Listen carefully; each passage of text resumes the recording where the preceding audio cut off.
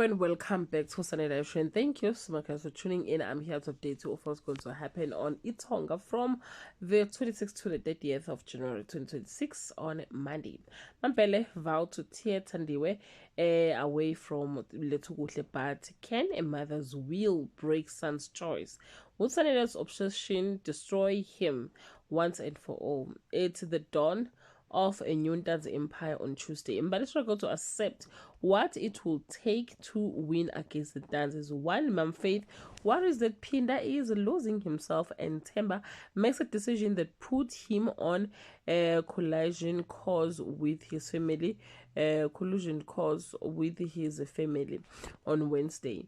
Zama and Pinda tighten their grip on the Makwaza Empire, but Sanele plot a retaliation they won't see coming. Themba